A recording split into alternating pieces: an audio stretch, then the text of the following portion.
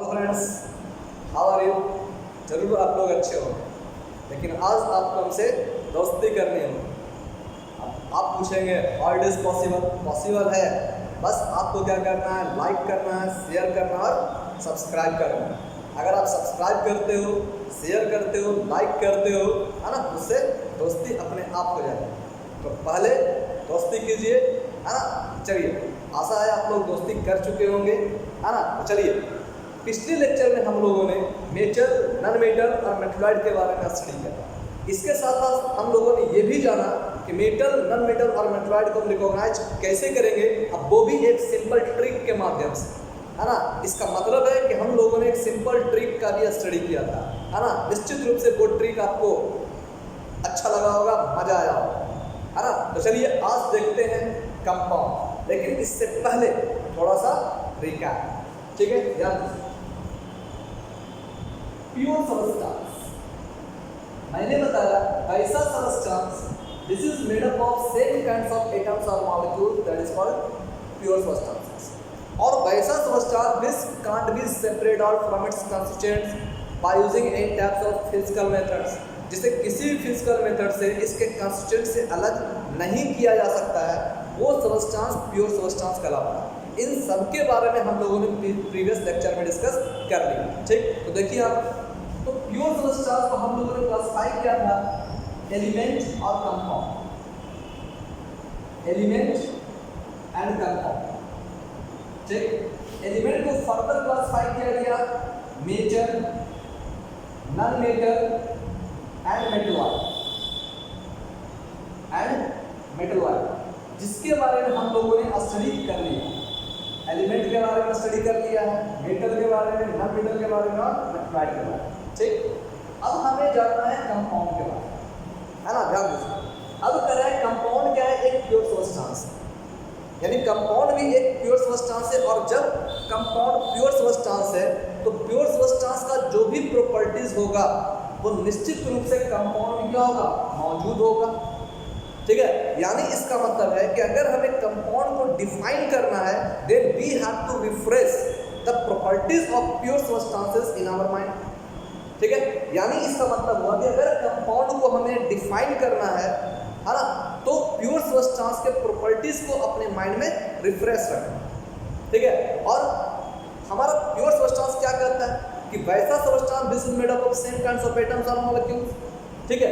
तो जब एलिमेंट के बारे में हम लोगों ने स्टडी किया था तो मैंने बताया था एलिमेंट वैसा प्योर सबस्टेंस है this is made up of same kinds of atoms, तो ये क्या होगा, this is made up of same kinds of molecules, ठीक है। तो कंपाउंड का सबसे पहला डेफिनेशन क्या हो गया, compound is the pure substance this is made up of same kinds of molecules, that is called compound. इसे हम कंपाउंड का नाम देते हैं, ठीक है। This is made up of same kinds of molecules, जो एक ही तरह के मॉलिक्यूल से मिलकर बनता है, उसको क्या कहते हैं, कंपाउंड, ठीक। इसका सेकंड डेफिनेशन क्या होगा, कंपाउंड कर वैसा प्योर सबस्टेंस है this is made up of two और मोर एलिमेंट्स, जो दो या अधिक एलिमेंट से मिलकर बनता है, ठीक है। वैसा compound this is made up of two और more elements and combined chemically to each other, and combined chemically to each other, that is called compound. उसे हम कंपाउंड का नाम देते हैं, ठीक है। कंपाउंड एक ऐसा प्योर सबस्टेंस है this is made up of same kinds, है ना, this is made up of same kinds of molecules, ठीक है। And this is made up of two और more elements combined together chemically, है ना, इन अ फिक्स रेशियो, ठीक है, in a fix ratio by its mass, that is called compound. इसे हम compound का नाम देते हैं, ठीक है, इसे हम कंपाउंड का नाम देते हैं, ठीक है। जैसे एग्जांपल देखिए, जैसे कह रहे हैं कि H2O क्या है, कंपाउंड है। क्यों कंपाउंड है, क्योंकि ये हाइड्रोजन और ऑक्सीजन से मिलकर बना हुआ है, हाइड्रोजन और ऑक्सीजन से मिलकर बना हुआ है। हाइड्रोजन का यहाँ पर कितना ग्राम है, हाइड्रोजन का 2 ग्राम, क्योंकि 2 एटम ऑफ हाइड्रोजन है। हाइड्रोजन का कितना है, 2 ग्राम, ऑक्सीजन का कितना है, 16 ग्राम। इसका रेशियो कितना होगा, 1:8, है ना। यानी इसका मतलब है कि H2O एक कंपाउंड है। क्यों कंपाउंड है, because it is made up of 2 elements hydrogen and oxygen in the fix ratio 1:8 bye its मास, ठीक है। यानी ये जो H2O है ये आपस में केमिकली कंबाइन करता है in the ratio of 1:8 according to its mass and then water can be form, तब वाटर का फॉर्मेशन होता है। ठीक है, ये इंडिकेट करता है कि 1 gram of hydrogen always chemically react with 8 gram of oxygen and then water can be form. Water के फॉर्मेशन के लिए हमेशा हाइड्रोजन का 1 ग्राम होना चाहिए और ऑक्सीजन का 8 ग्राम होना चाहिए, यानी इस रेशियो में होना चाहिए according to its mass and then water can be form, और तब वाटर का फॉर्मेशन होता है।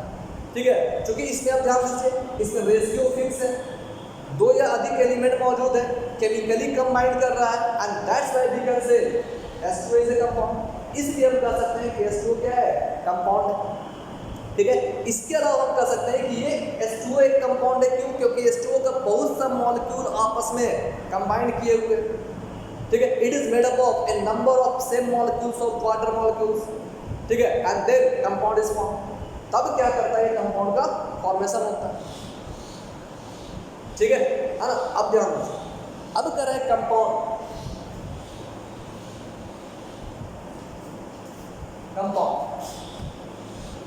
कंपाउंड को फर्दर क्लासिफाई किया गया है organic compound and inorganic compound.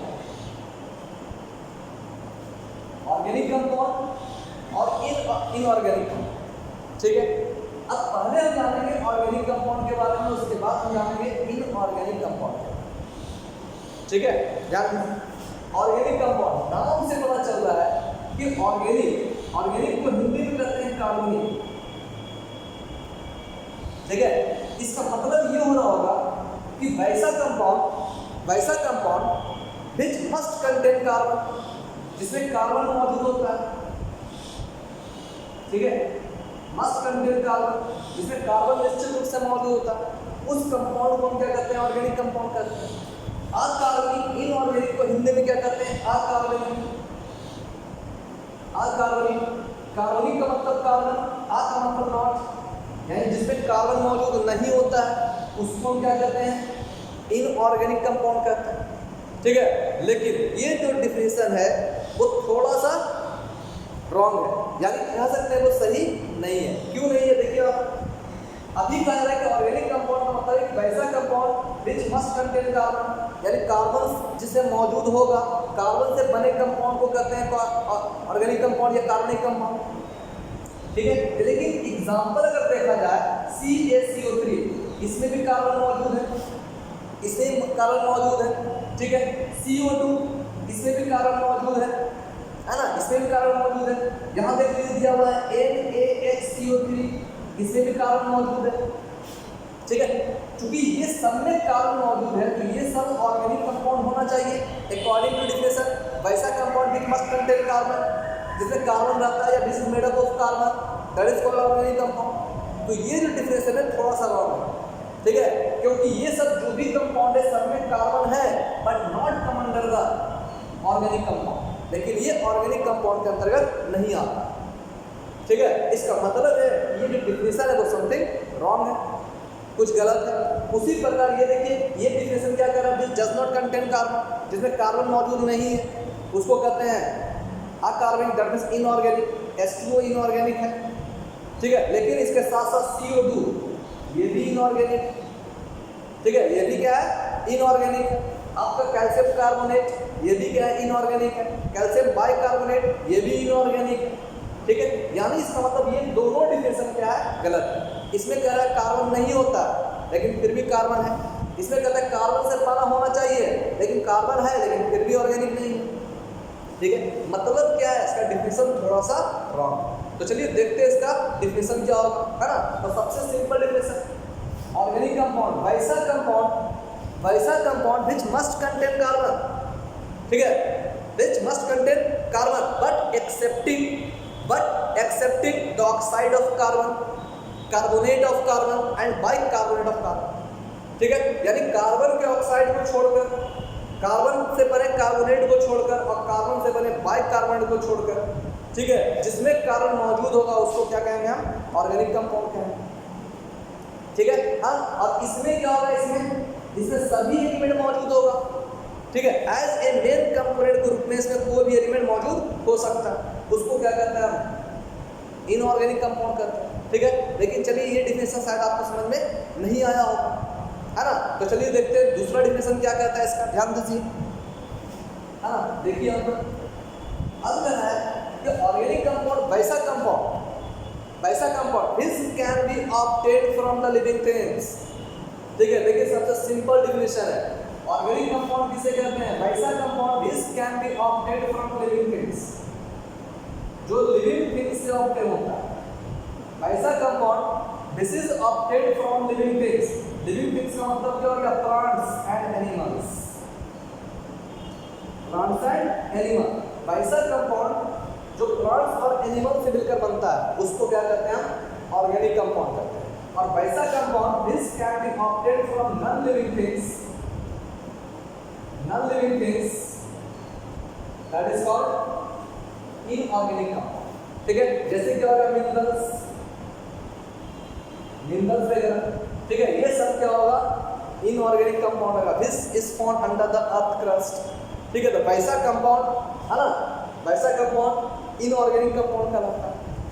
ठीक है, तो सबसे अच्छा डिफिनेशन क्या हो गया, वैसा compound this can be obtained from the living things, this is obtained from plants and animals, that is called organic, है ना। और वैसा compound this can be obtained from the non living things, this can be obtained naturally, that is called inorganic. ठीक है ना, उसको हम क्या करते हैं, इनऑर्गेनिक कंपाउंड करते हैं। जो नॉन लिविंग थिंग से, वैसा सब्सटेंस जो नॉन लिविंग थिंग से बनता है उसको क्या करते हैं, इनऑर्गेनिक कंपाउंड करते हैं। This can be obtained under the earth crust, है ना, दैट इज मिनरल्स, है ना। ये सब क्या है, mineral, that is called inorganic compound. इसे आप इनऑर्गेनिक कंपाउंड का नाम देते हैं। ठीक है ना। अब ध्यान दें, जैसे एग्जांपल देखिए, थोड़ा सा एग्जांपल क्या रहा है, बताइए CO2। ठीक है, ये क्या होगा, ऑर्गेनिक या इनऑर्गेनिक, इसमें कार्बन है लेकिन ये क्या है, ऑक्साइड ऑफ कार्बन है। तो अभी हम आपको क्या बताएं, एक्सेप्टिंग इट्स ऑक्साइड, कार्बोनेट और बाइकार्बोनेट। ठीक है, कार्बन से बना कंपाउंड लेकिन इसके ऑक्साइड को छोड़कर, कार्बोनेट को छोड़कर, बाइकार्बोनेट को छोड़कर जिसमें कार्बन मौजूद होगा, ठीक है, उसको कहेंगे ऑर्गेनिक कंपाउंड। इन सबको छोड़कर, है ना, तो चूंकि यहाँ ऑक्साइड है तो ये क्या हो जाएगा, इनऑर्गेनिक कंपाउंड हो जाएगा, इनऑर्गेनिक कंपाउंड। H2O, क्योंकि इसमें कार्बन है ही नहीं है। ठीक है, इसमें कार्बन निश्चित रूप से रहेगा लेकिन एक्सेप्टिंग इट्स ऑक्साइड, कार्बोनेट और बाइकार्बोनेट, इसमें क्या है, कार्बन है ही नहीं। ठीक है, तो ये क्या होगा, इनऑर्गेनिक। क्या हो गया, इनऑर्गेनिक। आपका देखिए यहाँ पर CH4, ये क्या हो गया, ऑर्गेनिक। ये देखिए HCOOH क्या होगा, ऑर्गेनिक। CH3OH क्या होगा, ऑर्गेनिक। ये देखिए CaCO3 कार्बोनेट हो गया, क्या हो जाएगा, इनऑर्गेनिक। मिनरल्स, ठीक है, यानी इस तरह से आप इजीली ऑर्गेनिक और इनऑर्गेनिक को रिकॉग्नाइज कर सकते हैं। ठीक है, चलिए अब हम देखते हैं कि ऑर्गेनिक और इनऑर्गेनिक में डिफरेंस क्या है, what is the difference between organic and inorganic compound. ठीक है, चलिए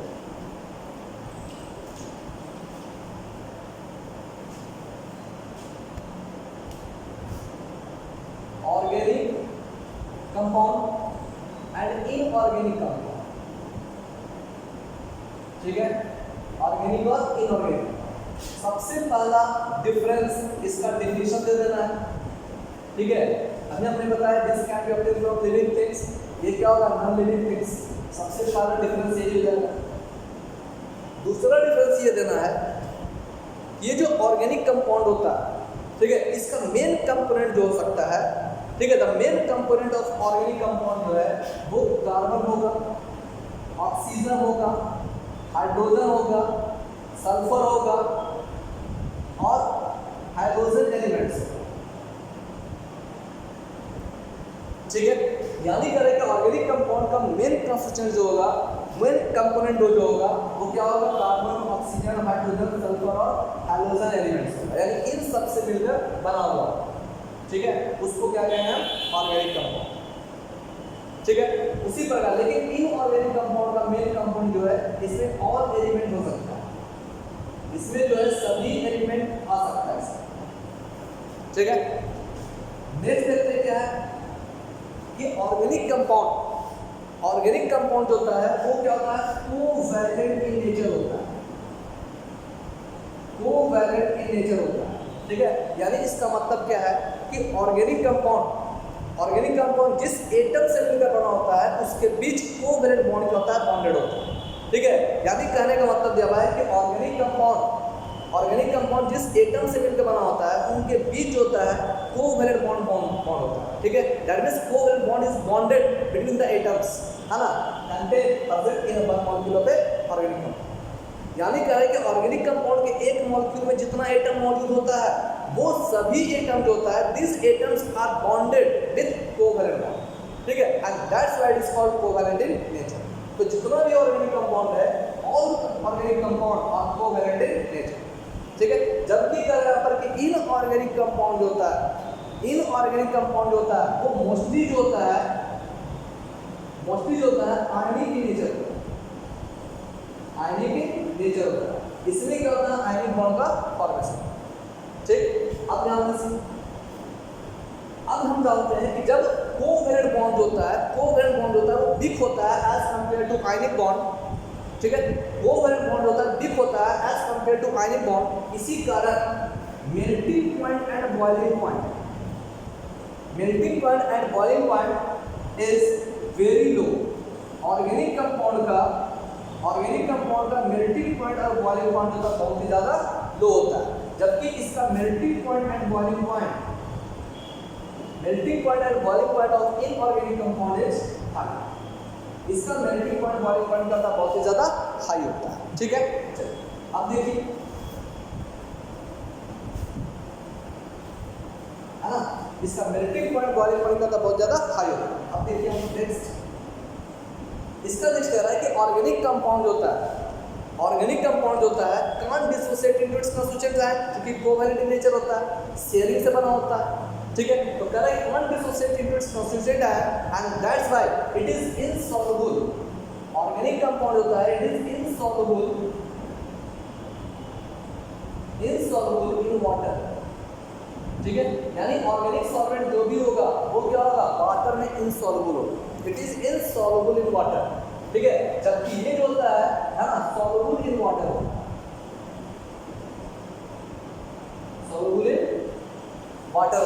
ठीक है, ऑर्गेनिक कंपाउंड्स, ठीक है, ऑर्गेनिक कंपाउंड की संख्या जो होती है मिलियंस में होती है। The number of organic compounds are in millions. लेकिन इसकी संख्या जो है बहुत ही कम होती है। ठीक है, less than the organic compounds. इसकी संख्या ऑर्गेनिक कंपाउंड की संख्या से बहुत ही कम होती है। ठीक है, ऑर्गेनिक कंपाउंड जो होता है it is generally isomer in nature. ठीक है, ये जो आपका है ऑर्गेनिक कंपाउंड वो आइसोमेरिक नेचर का होता है। ठीक है, आइसोमेरिक नेचर का मतलब होता है कि इसका मॉलिक्यूलर फार्मूला सेम होता है लेकिन स्ट्रक्चर फार्मूला डिफरेंट होता है। ठीक है, एक ही मॉलिक्यूलर फार्मूला से डिफरेंट स्ट्रक्चर हम बना सकते हैं और इसी कारण इसके कंपाउंड की संख्या मिलियंस में होती है। ठीक है, तो इसी प्रॉपर्टी को हम क्या कहते हैं, आइसोमर कहते हैं। ठीक है, यानी कह रहा है कि ऑर्गेनिक कंपाउंड जो होता है वो जनरली आइसोमर इन नेचर होता है, लेकिन ये क्या होता है, रियरली आइसोमर होता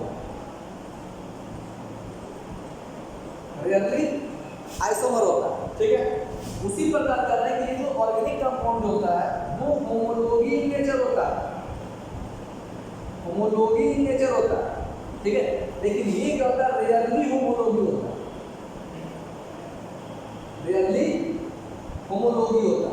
ठीक है, ये होमोलॉगी नहीं होता, जबकि क्या होता है, होमोलॉगी इन नेचर होता है। होमोलॉगी का मतलब क्या होता है, ध्यान दीजिए।